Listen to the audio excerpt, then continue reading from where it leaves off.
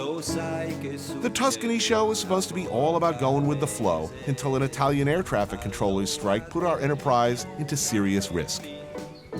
The idea was simple, really. An idyllic week in Tuscany. A reward for 3 nearly continuous years of making television. Me and the crew would treat ourselves to something that came naturally. An easy show that would fall right into our laps. A show that would basically make itself.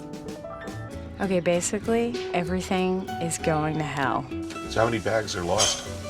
We have nothing. The equipment's missing, our baggage is missing, and we have no audio equipment. What's the problem? Shaky verite style? Do we even need sound? So right now, we're gonna go problem solve how we're actually gonna make this shoot happen. Come with me. Okay, basically, we have 10 tapes to make a 43-minute show happen. Toscana, it means land of missing equipment. Adding to the drama was our insanely layered, high-concept plan for the show, involving crazily obsessive, highly opinionated film director Vincenzo Trapotto, hired to play a crazily obsessive, highly opinionated film director. We've been trapped inside the airport for other 3 hours with the lost luggage. No luggage, no equipment, no clean underwear. Equipment loss was one thing, but a crew without underwear? This was a grave situation. The crew has run out of underwear, and we need to somehow get the crew to a, I don't know, Italian Target or something to pick up the clothing for tomorrow. People will have to, you know, maybe not underwear, but share t-shirts or something. So what are we doing, walking around naked? Because I really don't want to wear anyone else's extra large t-shirt. No, it's fine. I really don't care. I'll do whatever I have to. The air traffic controller's strike ended after a couple of days, and the missing equipment eventually arrived. Hey, Tony, have people ever gotten hurt on the show? Badly? Tell me about it. Why, thank you for asking. Yes, there have been injuries on the show. Not just me, but the crew. I mean, there's the usual insect-related mishaps, unexplained swelling, subcutaneous larvae. Thankfully, I've managed to avoid guinea worm and subcutaneous larvae and liver fluke, though some of our crew has not been so lucky. There was this entirely avoidable injury, however, and fortunately for my legal counsel, it's all right here on screen. Let's go back in time to one of our first shows. Here I am in Vegas, jumping from an airplane with the Flying Elvi skydiving team. All in good fun, right? Yeah. But right about here is when, reaching back with my left arm for Elvis number 5 to grab hold of my fingertips, I stretched my rotator cuff something awful. It hurt, but not like disastrous hurt. Along comes this woman, Diane Schutz, producer, nemesis.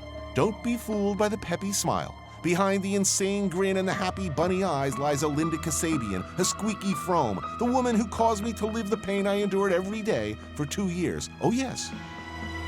Remember this, Diane? The LA show? I told you, no roller skating. I begged Diane, I said, listen, I know your filthy little mind, you know, Tony on roller skates, funny. I don't skate at all. I'm a distinguished elderly gentleman in my 50s, not in good shape. I've never been on roller skates in my life. And by the way, I have an injured rotator cuff. So, you know, no roller skating. Diane goes to the roller girls, the roller sadists, and says, hey, surprise Tony on camera with some skates. You know, drag him on his skates. It'll be really great. I think you need to come skate with us. Come on. Come on, try them on. And they wouldn't take no for an answer. And I don't think I can actually, even skate across the floor. Oh, yeah, you can. Yeah, you can. We'll show you. Now, I'm trying here to put a good face on things, but I'm mad. I am smoking pissed off. I'm 50 freaking years old. I can't skate at all. And the hilarious payoff for this? Whammo, right down on the ground. You know, funny, right? Cheap laugh, right? Well, quick, cheap laugh for you. For me, the agony in which I live every day. There's mental stress. Can't even put a shirt on like a normal person. Washing myself with a sponge on the end of a stick. It's not libel. It sounds like a criminal negligence. Oh, yeah. They're going to pay for that. I'm retiring on this shoulder, by the way. I didn't even get a fruit basket. Diane? Oh, man, I hate seeing this bit again. It's like watching Midnight Express starring me. My first morning in Samarkand, and Zamir suggests I relax and shake off the rigors of the road. So we head to the center of the city to visit a 100-year-old Uzbek spa, or banya. Down the stairs and through a little dungeon-type door, I walk unknowingly towards the most prolonged, agonizingly painful, not to mention humiliating experience of my life. It's not exactly a ceiling claustrophobic, is it? If anyone ever offers you a massage in Uzbekistan, you might want to pass. It was not only the most pain, but the longest pain I've ever endured. And this was before any rotator cuff madness. Well, let's put it this way. I get some pretty interesting mail after this scene. Oh, man. Not my finest hour. Ouch!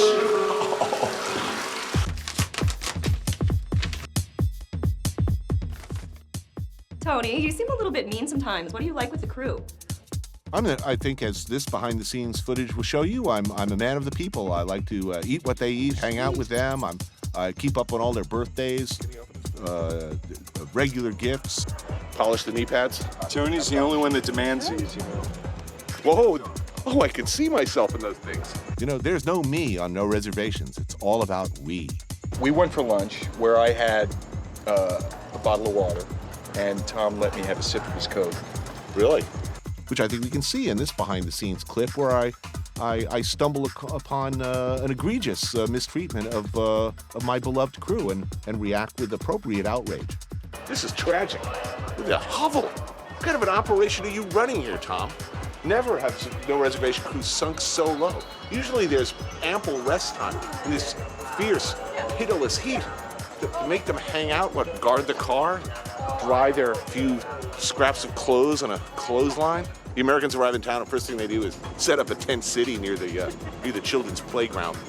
If I saw you hanging around near a children's playground, I'd call the police. But how long have you been hanging around in a parking lot? Well, you had a nap, right? Right. Come here. This is where I had my nap. Look at that. 3 seats, all to myself. I spent my afternoon, let's say I had 3 gin and tonics by the pool, about an hour and a half, followed by a long foot and leg massage with a little bit of complimentary neck and shoulder at the end, which I thought was a nice touch. Nice touch. Had a nice nap. The air conditioning cranked all the way up. Yeah, massages and air conditioning, it's overrated. I'm sure you had more fun than me. Oh, wait. Tony, I like your style. Who dresses you? You know, examining the show carefully, I think you can tell that personal style has always been important to me. I think I'd like to complain to the War Department about my pants. You know, I requested Armani, but just the same, I've rejected the offer of no small number of sportswear endorsement and product placement deals. I could have been swaddled in Hager slacks and like vintage members only, but no. In spite of the network's entreaties to go with a professional stylist, I stuck with my own fashion vision, basically consisting of a constantly evolving rotation of age-inappropriate vintage items, still cutting edge after years moldering in the back of my closet. It's not like I have any integrity as far as product placement or stuff like that. You know, it's not like I have any principles. In the meantime, it's basic black. You know, good enough for Roy Orbison, it's good enough for me.